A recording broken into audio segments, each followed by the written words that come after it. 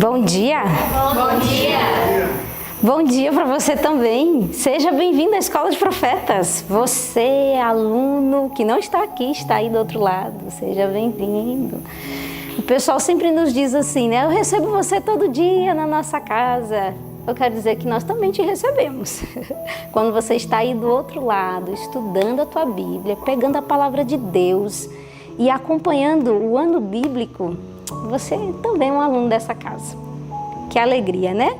E pensar que estamos estudando a ciência da verdadeira santidade, a ciência da salvação, e é isso que nos abrirá as portas do céu. Já pensou? Vamos subir todos juntos, né? E entraremos pelos portões celestiais. Louvado seja o Senhor, porque temos essa oportunidade todas as manhãs ao nos reunirmos e estudarmos a palavra do Senhor. Então, vamos fazer aquilo que a gente sempre faz. Vamos orar? Vamos nos ajoelhar e pedir a bênção do Senhor?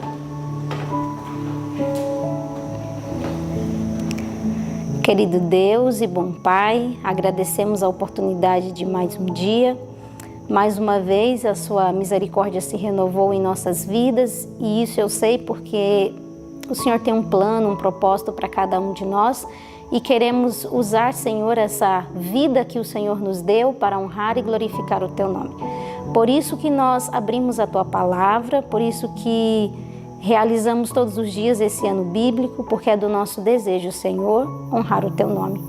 Que o Teu Espírito Santo possa nos conduzir em tudo que viermos fazer ou falar. Em nome de Jesus. Amém. Muito bem. E se você é desbravador, olha o desafio. Se você é desbravador, mas se você também não é, não fica triste não. Você pode se tornar agora. Se você é um desbravador, você tem um canto no coração, né? Nós sempre temos um hino de louvor ao Senhor no nosso coração, para louvar e engrandecer o nome dele.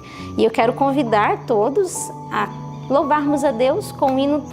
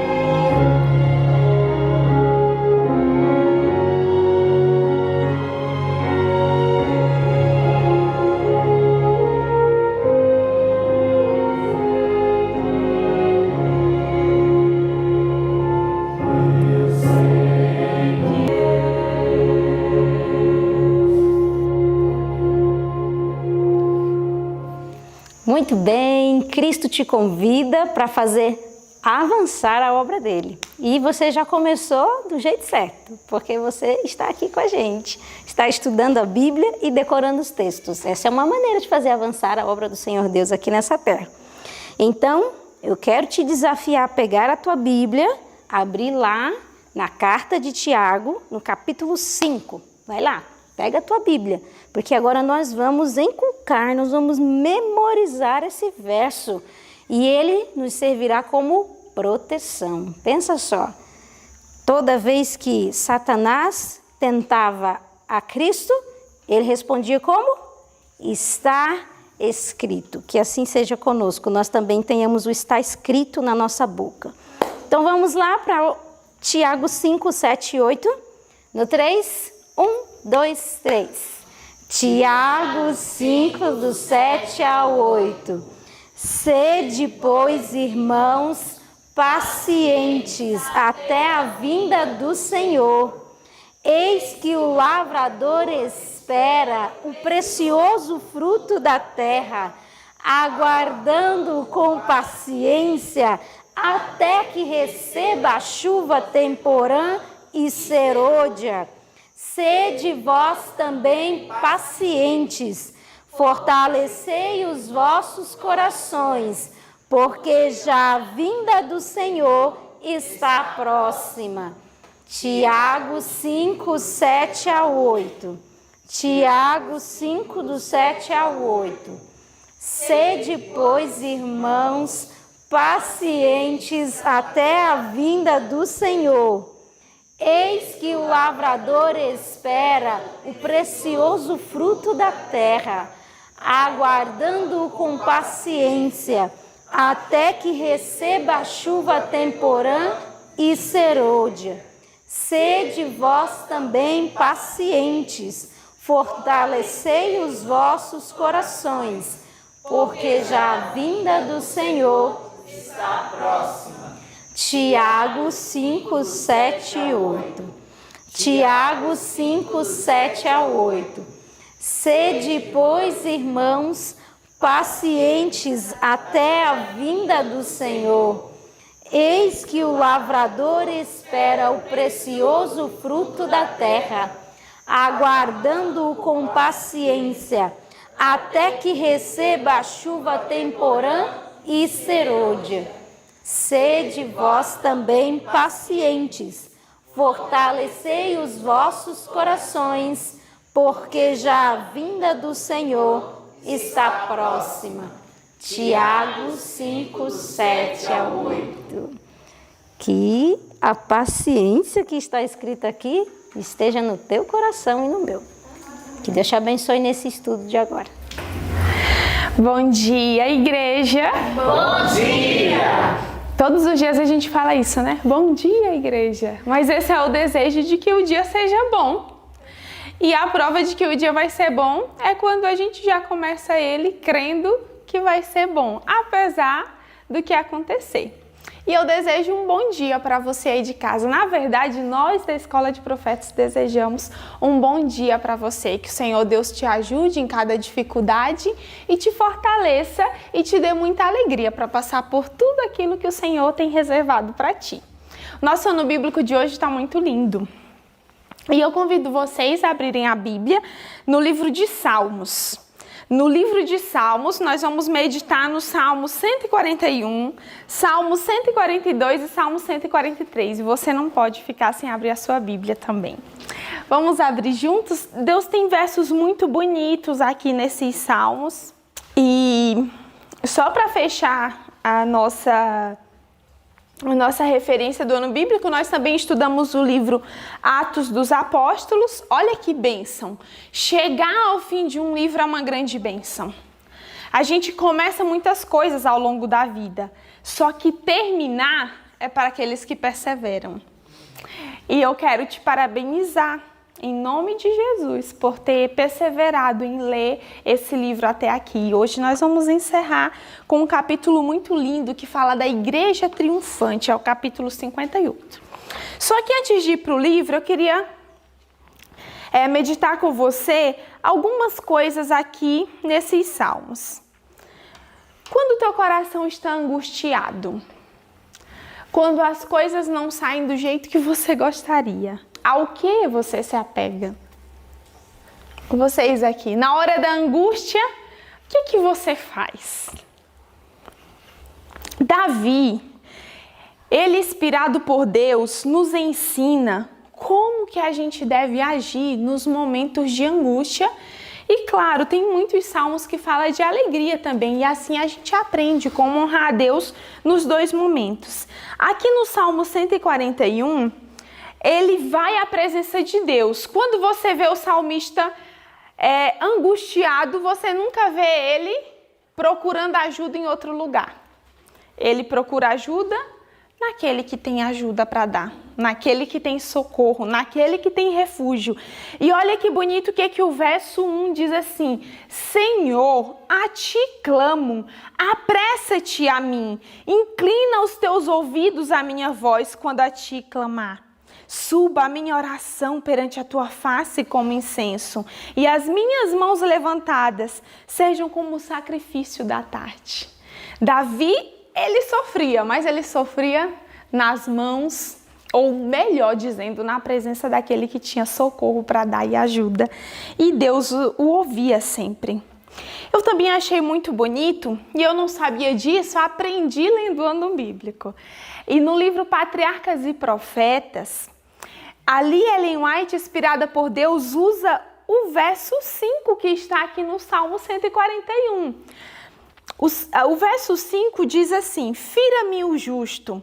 Será isso uma benignidade? Repreenda-me. Será um excelente óleo que não me quebrará a cabeça, pois a minha oração também ainda continuará nas suas próprias calamidades. E esse verso se aplica a uma parte muito importante da vida de Davi. Vocês lembram que parte é essa? Alguém tem uma suposição? O profeta Natan. Profeta Natan? Ainda não, mas você foi no rumo. Esse verso 5, ele é usado, Ellen White explica que esse verso, ele foi inspirado na história quando Davi foi repreendido pela Abigail, a sábia Abigail. E ela vai lá e ela, com toda a serenidade e todo o Espírito de Deus, e ela ali, de um modo muito bonito e com muito tato, ela faz uma repreensão a Davi. E ele escreve esse verso aqui, e olha que bonito, né? Fira-me o justo e isso será uma benignidade. Então, naquele momento, ele entendeu por aquela repreensão daquela mulher que ela foi usada por Deus para evitar uma grande tragédia, né? Porque Davi, em resposta ao que Nabal tinha feito, ele já estava disposto a cometer algo que ele ia se arrepender depois por conta dos resultados, né?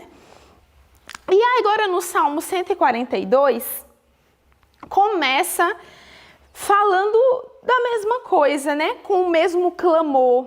E aí ele vai dizendo que derrama a queixa dele perante a face do Senhor, ele expõe a angústia dele. E eu quero te dizer que quando o nosso espírito está angustiado, quando nós nos sentimos oprimidos e tristes, é como se nós estivéssemos dentro de uma prisão. E de fato é uma prisão, quero te dizer que é uma prisão emocional. E talvez eu esteja falando para você que nesse dia amanheceu assim, se sentindo tão ruim, tão angustiado, quem sabe com uma preocupação, com algo que você tem sofrido. Eu quero te convidar a ir na presença de Deus assim como Davi foi. E olha o que Deus está te dizendo nessa manhã, que Ele pode fazer na sua vida. Verso 7. Tira a minha alma da prisão, para que eu louve o teu nome. Os justos me rodearão, pois me fizeste bem. Eu quero dizer que o Senhor pode sim tirar a tua alma da prisão. O Senhor pode sim tirar a tua alma da angústia e da tristeza. O Senhor pode sim nos livrar de toda e qualquer prisão. E quando as pessoas olharem, elas vão ver a bondade, aquilo que o Senhor fez de bom na nossa vida. No Salmo 143, há muitas outras reflexões. Que nós temos aqui um tempo limitado, porque a Bíblia é um tesouro inesgotável. Então nós temos muitas coisas para meditar nesse Salmo. Mas eu quero destacar com você, a partir do versículo 8, olha que lindo que Deus diz aqui, Salmo 143, verso 8. Faz-me ouvir a tua benignidade pela manhã, pois em ti confio. Faze-me saber o caminho que devo seguir, porque a ti levanto a minha alma. Livra-me, ó Senhor, dos meus inimigos. Eu fujo para ti para me esconder. Ensina-me a fazer a tua vontade, pois és o meu Deus. O teu espírito é bom. Guia-me por terra plana.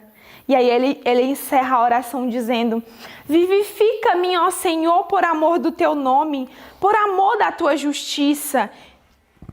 Tira a minha alma da angústia e por tua misericórdia desarraiga os meus inimigos e destrói todos os que angustiam a minha alma, pois sou teu servo. Olha que oração linda! E o Senhor Deus, Ele tem desejo de nos ensinar como fazer a vontade dEle. E aqui diz que o Espírito Santo, e esse Espírito está escrito com E maiúsculo, indicando o Espírito Santo é bom. E a Bíblia o apresenta como nosso guia, como nosso professor, como nosso consolador. Se você está em tristeza, se você se sente preso emocionalmente, o Senhor, nesta manhã, quer vivificar o teu coração. Amém. E o Senhor quer te tirar da angústia. E o Senhor quer devolver a alegria e a paz do coração. Amém. Amém? Que lindo, né? Pensar nisso. Essa é a esperança. Isso é o que deve movimentar a nossa vida e nos fazer seguir em frente. E eu quero te levar agora para Apocalipse. Apocalipse também fez parte do nosso ano bíblico. Lá no capítulo 3. Ontem estudamos capítulo 2 e hoje nós fomos para Apocalipse capítulo 3. Deus, ele revela aqui a João, ele mostra um panorama, um quadro das fases que a sua igreja passaria até o retorno dele. E aqui Jesus, ele dá instruções muito claras para João e mensagens muito impactantes. Então aqui nesse capítulo 3, nós vemos a mensagem para a igreja de Sardes, a mensagem, né, que Deus escreveu, a carta à igreja de Filadélfia e a carta à 7ª igreja, que é a igreja de Laodiceia. É a nossa igreja. É a que representa a nossa época, o nosso tempo. E se você olhar aí na sua Bíblia, qual vai ser a próxima igreja? A próxima fase da igreja? Não tem. Nós estamos vivendo na última fase, nas horas finais desse desenrolar do plano da salvação. E aí, as coisas se tornam ainda mais sérias. O tempo está passando rápido e logo vai chegar a eternidade outra vez. E Deus aqui, ele nos diz que ele conhece as nossas obras. Aqui no verso 3, ele diz assim, que nós devemos vigiar. Olha a mensagem do verso 3. No verso 1 é o que eu acabei de dizer, né? Conheço as tuas obras, que tem nome de que vives e estás morto. Então Deus está dizendo aqui, eu estou por dentro, eu conheço a minha igreja, eu conheço você, eu conheço a realidade. Mas aí o Senhor, ele fala que conhece, mas ele nos dá esperança, porque Deus nunca nos aponta o pecado sem nos dar uma esperança. Deus sempre diz, filho, é assim, mas a solução é assim. E olha o que é que Deus diz. Ele fala no verso 3, lembra-te, pois, do que tens recebido e ouvido, guarda-o e arrepende-te. Olha que é a solução de Deus. Se não vigiares, virei sobre ti como um ladrão, e não saberás a que hora sobre ti virei. Por quê? Aquele que vigia, aquele que está atento à voz de Deus, ele não vai ser pego de surpresa. É o que Paulo disse, o dia do Senhor vai vir como ladrão para aqueles que não estão atentos. Mas os servos de Deus vão estar atentos aos sinais. Vigia, guarda, ouve o que o Senhor Deus está falando. E aqui ele traz uma esperança linda. Verso 4 diz que, mas também tens em Sardes algumas poucas pessoas que não contaminaram as suas vestes, e comigo andarão vestidas de branco, porque são dignas disso. O que vencer será vestido de vestes brancas, e de maneira nenhuma riscarei o seu nome do livro da vida, e confessarei o seu nome diante de meu Pai e diante dos santos anjos. As vestes na Bíblia, elas sempre representam a justiça de Cristo. Nos tornaremos justos através do nosso Mestre Jesus. E diz aqui que andaremos com Ele, andaremos com vestes puras. A pureza que vem do Mestre vai se tornar a nossa pureza. É uma justiça imputada, que coisa linda. Mas é somente para aquele que vencer. Como que se vence? Lembrando, guardando, ouvindo e nos arrependendo. É assim que nós nos preparamos para nos encontrar com o Mestre. E assim, não vamos ser pegos de surpresa. Na 6ª carta para a igreja de Filadélfia, e essa carta a gente aprende ela.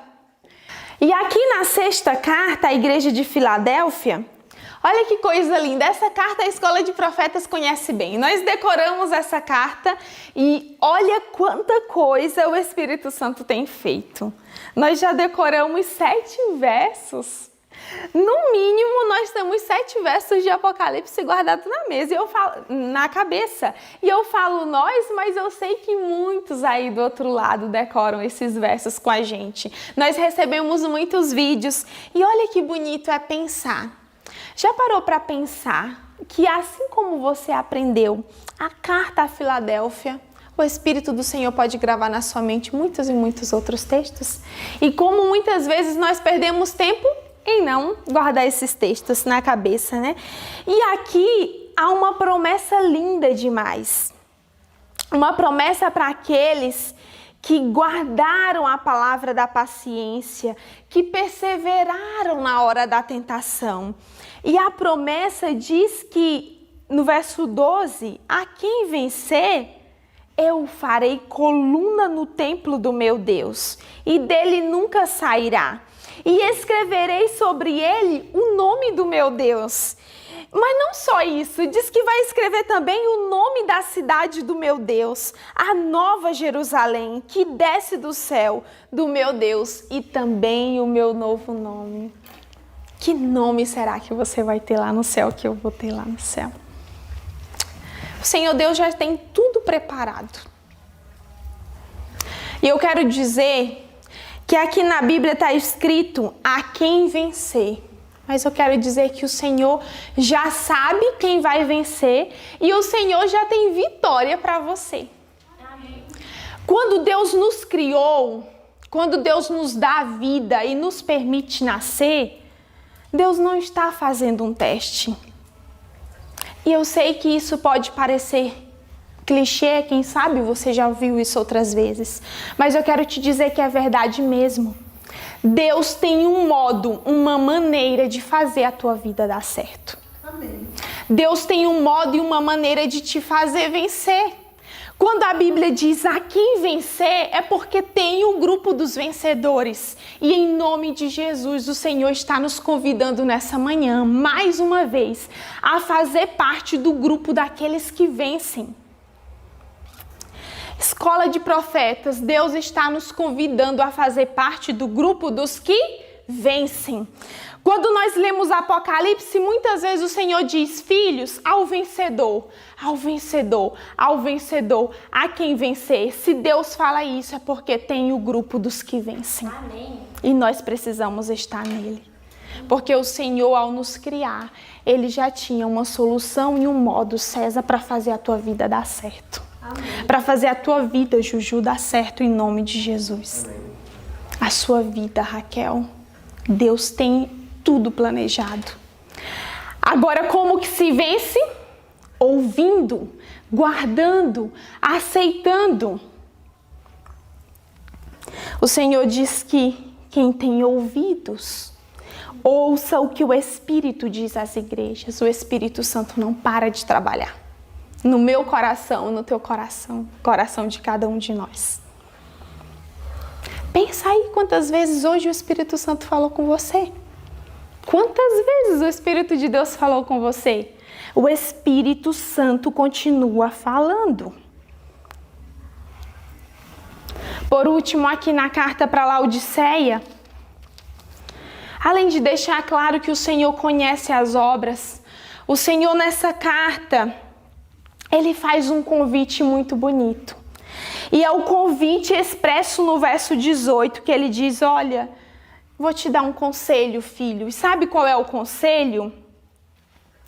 Compres ouro provado no fogo para que te enriqueças. Compre roupas brancas, né? Mas aqui eu adicionei o compre, mas não aparece. E roupas brancas, né? Para que te vistas.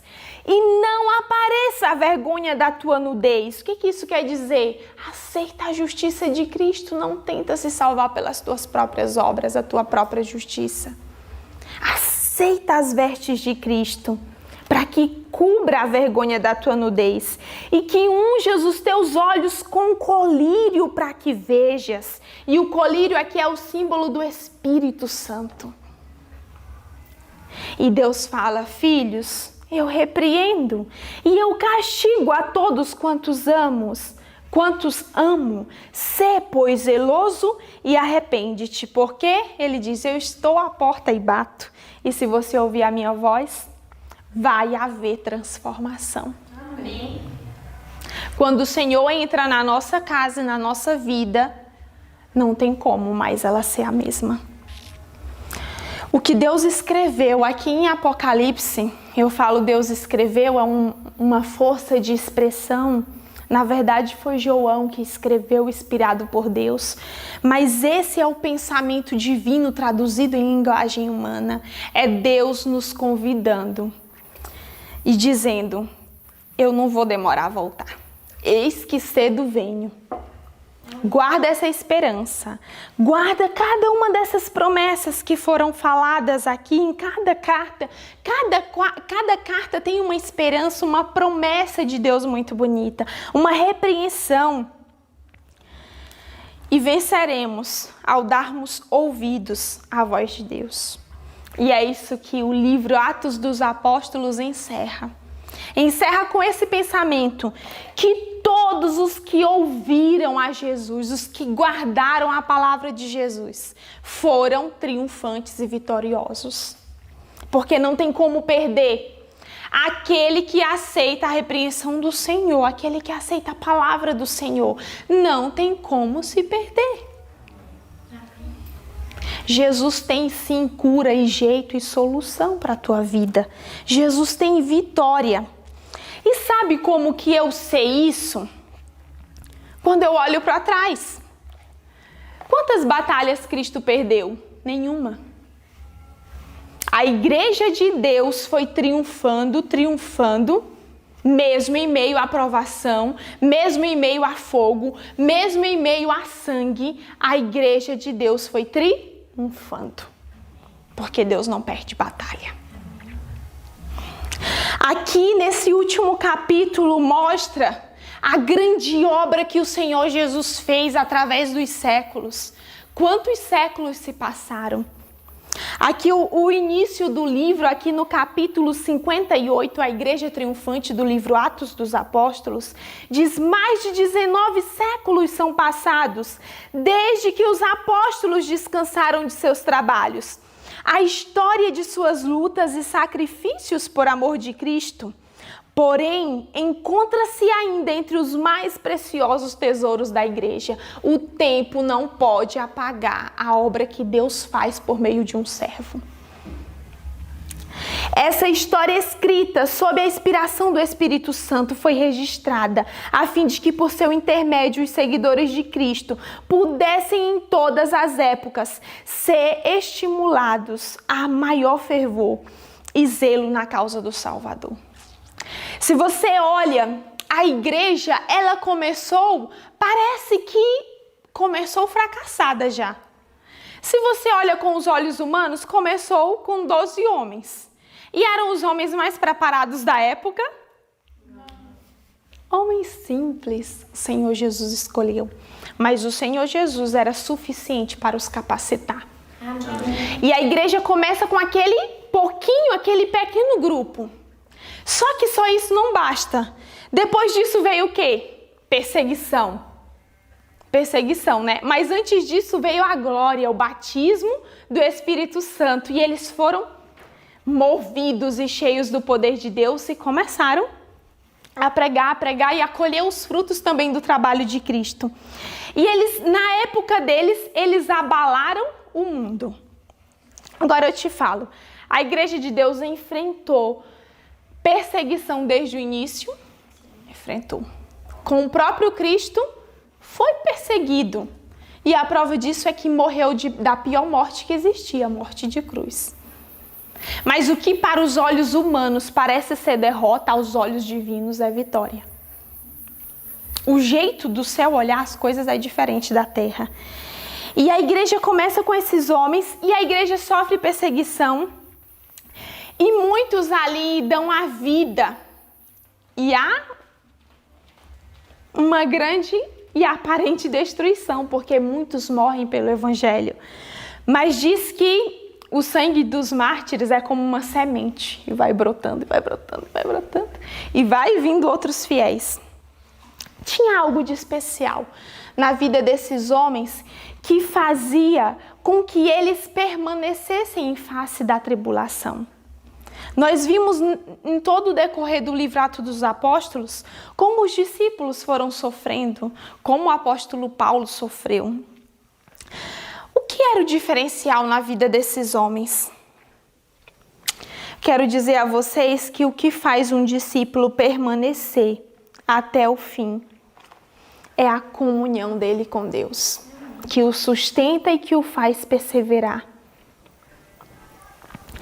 Diz que aqui no parágrafo, acha aí no teu livro o parágrafo que começa, os discípulos eram homens, diz assim, os discípulos eram homens que sabiam falar e orar com sinceridade, homens que sabiam apropriar-se do poder do forte de Israel.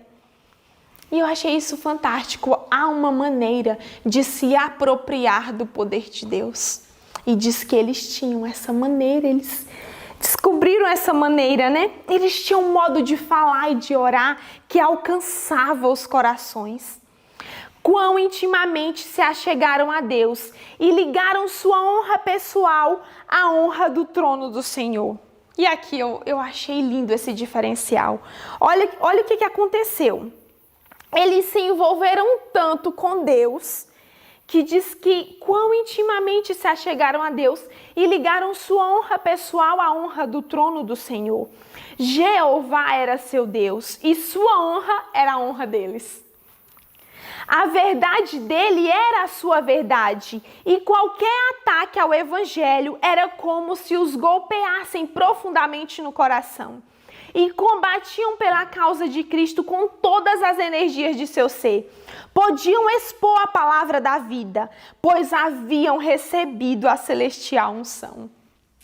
Esperavam muito e, portanto, muito empreendiam. Olha o diferencial dos discípulos e apóstolos. O diferencial ali dos que começaram a igreja primitiva. Se associaram tanto com o Mestre Jesus, que agora a honra de Deus era a própria honra deles. Não é que eles faziam a obra. Entende? A obra não era algo separado da vida deles. A obra de Deus, o ministério que eles tinham recebido do Senhor Jesus, se tornou a vida deles.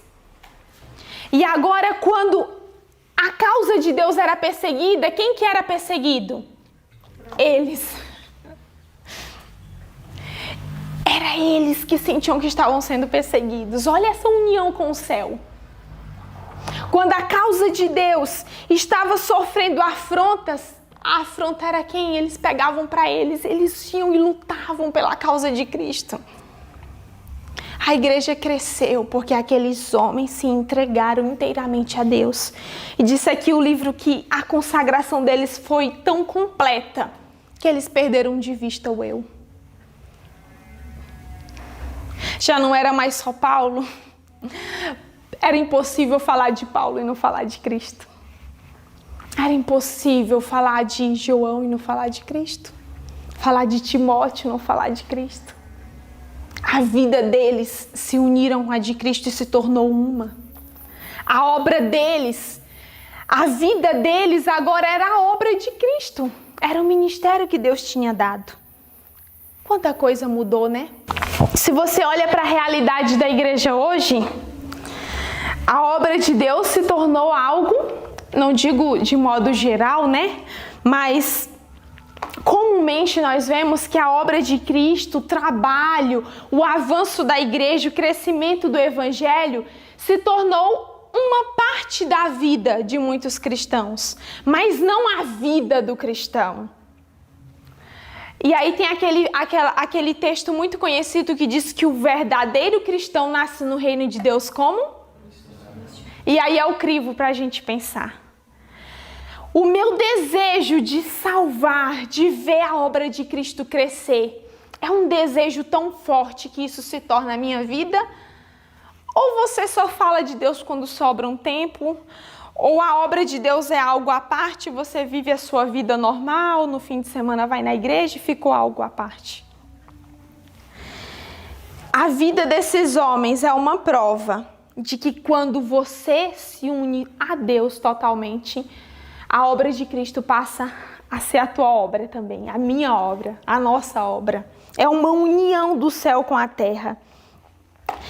E eles não poderiam deixar de falar de Cristo, porque quem vive com Jesus, quem prova do Salvador pessoal que é Jesus, não consegue pregar outra coisa que não seja Jesus. E diz aqui no parágrafo, nesse mesmo parágrafo que eu estava lendo, os discípulos eram homens, ali indo para o final do parágrafo, diz que Jesus Cristo era o tema de tudo. Era o poder e a sabedoria. Era o único que eles desejavam exaltar. E eles pregavam de Cristo. Queridos, quando a igreja de Deus, ela é apresentada na palavra pelos profetas, e sempre que vai ser falado da obra de Deus, da igreja de Deus, é usada uma figura, uma comparação. E a edificação da igreja de Deus é comparada à edificação de um templo, à construção de um templo.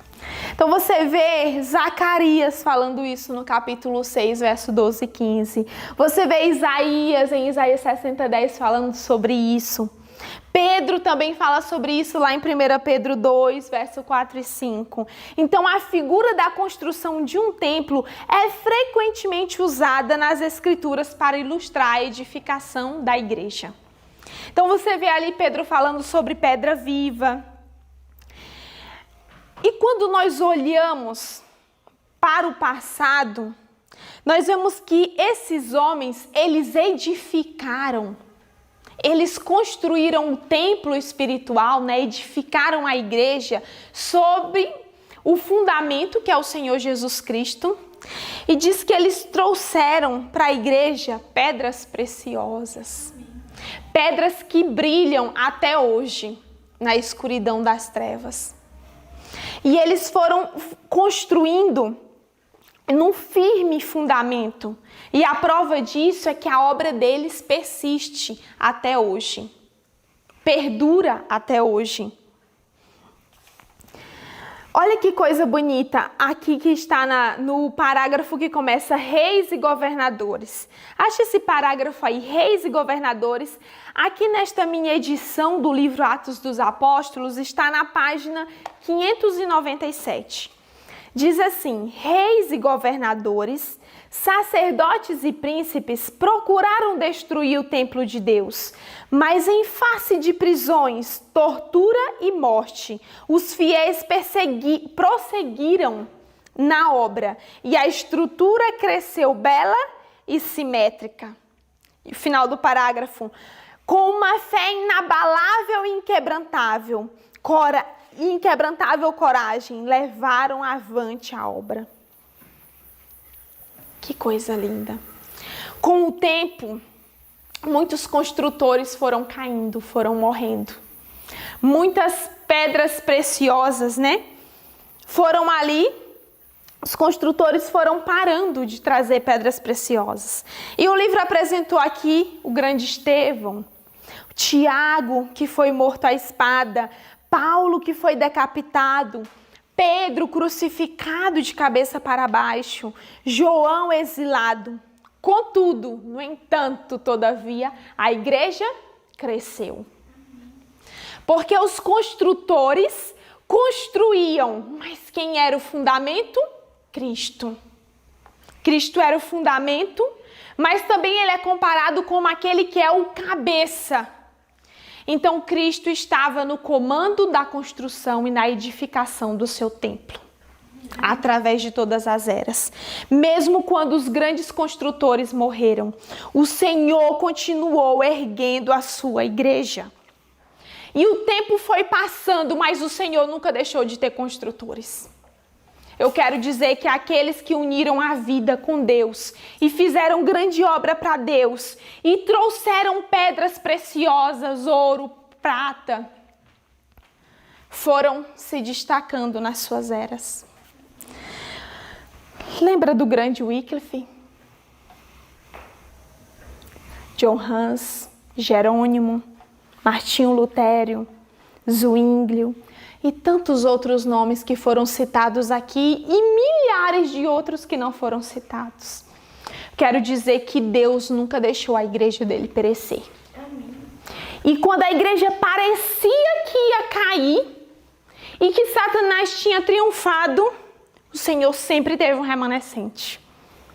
Aqui falou dos huguenotes e os valdenses persistiram, levantaram a bandeira. A igreja de Deus nunca vai cair e nunca perecerá. Eu quero te dizer isso. Alguns construtores podem ser tirados, mas o Senhor vai sempre levantar outros. E o livro Atos dos Apóstolos nós não poderíamos encerrar, porque o que nos move a gravar o ano bíblico é para que você conheça a obra que o Senhor também tem para a tua vida. E aqui o livro diz que o Senhor convida a sua igreja a continuar essa obra. Assim como Cristo enviou os discípulos e deu a eles poder, e deu a eles vitória, e deu a eles capacitação, e deu a eles tudo o que eles precisaram para cumprir a obra que Deus tinha dado, o Senhor Jesus tem esse mesmo poder para fazer isso hoje com as nossas vidas. O Senhor vai dar toda a capacitação que você precisa, Jennifer. Se você estiver disposta, assim como aqueles discípulos simples, a submeter o seu coração e ir em frente. Diz aqui que o Senhor, o poder dele permanece o mesmo, e assim como ele enviou os discípulos, ele envia cada membro da igreja hoje.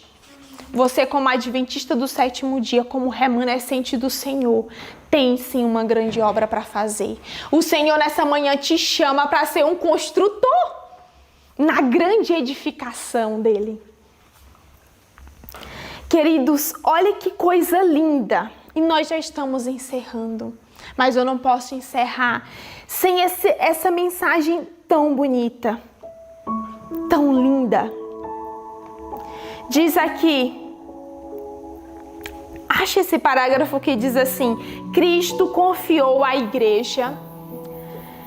Aqui é a minha página 600. Mas o parágrafo começa: Cristo confiou à igreja uma sagrada missão. Cada membro deve ser um conduto através do qual Deus possa comunicar ao mundo os tesouros de sua graça, as insondáveis riquezas de Cristo. Nada há que o Salvador deseje tanto como agentes que representem ao mundo o seu espírito e o seu caráter. Nada existe que o mundo necessite mais do que a manifestação do amor do Salvador através da humanidade. E eu quero dizer que todo o céu está à espera de homens e mulheres, por cujo intermédio possa Deus revelar o poder do cristianismo. É você esse homem. É você, em nome de Jesus, essa mulher que o Senhor está chamando nessa manhã para continuar essa obra. Veja, o Senhor não está nos chamando para começar a obra. Os nossos irmãos no passado começaram.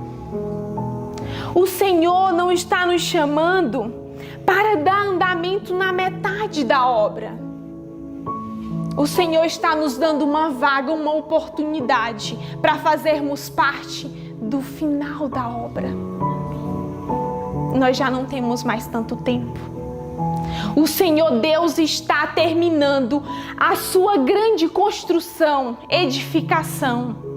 E como nós lemos em Apocalipse, logo, logo nós estaremos, pela graça e poder de Deus, sendo coluna no templo do nosso Deus, recebendo o nosso novo nome lá no céu. Só que para estar nessa grande edificação do céu, é preciso edificar aqui na terra. E é por isso que o Senhor nessa manhã clama ao nosso coração: precisamos sim continuar e finalizar a obra que Ele iniciou. Nós vamos começar um novo livro. No livro Grande Conflito, nós vamos ver como os homens continuaram a construir o edifício de Deus e o templo de Deus ao longo das eras até chegar na nossa era. E eu não posso deixar de clamar ao teu coração, dizendo: não desista do ano bíblico. Nós vamos chegar no livro Grande Conflito. E eu não vou te enganar, você vai sim enfrentar muita luta espiritual. Ler o Grande Conflito não é fácil. Exige perseverança e oração na presença de Deus, porque eu sei que Satanás vai tentar te desviar dessa leitura. Mas em nome de Jesus, persevera e você vai ver o que Deus fez através de homens simples na idade das trevas, onde a palavra estava restrita, mas o poder de Deus não. E Deus foi levantando e arrumando meios para que a verdade avançasse. Nós estamos vivendo numa época diferente. Nós temos a Bíblia, um grande tesouro. E eu queria, em nome de Jesus, que nós não deixássemos de estudar a nossa Bíblia, de continuar aprendendo e edificando para que possamos edificar outros. O Senhor Deus tem uma obra grandiosa para encerrar através da nossa vida. Nós fazemos parte do final da construção. Que o Senhor Deus nos capacite, que Ele nos dê poder, que Ele nos converta e ligue o nosso coração a Ele de uma forma tão profunda e tão íntima, que a obra dEle se torne a nossa obra, que a honra do Deus eterno seja a nossa honra, em nome de Jesus. Se você quer isso para a sua vida, eu quero isso para a minha vida. Vamos orar, pedir que o Senhor faça isso em nós. Senhor Deus, bendito e exaltado seja o teu nome. Senhor, a tua igreja nunca caiu e nunca cairá. O Senhor sempre teve um remanescente, o Senhor sempre levantou construtores, o Senhor nunca deixou a tua obra estagnada. Senhor Deus, nós entendemos o teu chamado e pedimos que o Senhor nos capacite, que o Senhor nos dê poder, que o Senhor nos batize com o teu santo e bom Espírito, para que possamos alcançar todas as promessas e as verdades que o Senhor revelou ali no livro do Apocalipse. Eu sei, Senhor, que já tem tudo preparado e nós só precisamos perseverar. E ao que vencer, vai herdar todas as coisas do teu reino, todas as coisas que o Senhor já preparou. Faz, Pai, de cada um dos que assistem e dos meus irmãos que estão comigo aqui, faz de cada um de nós vencedores em Cristo Jesus.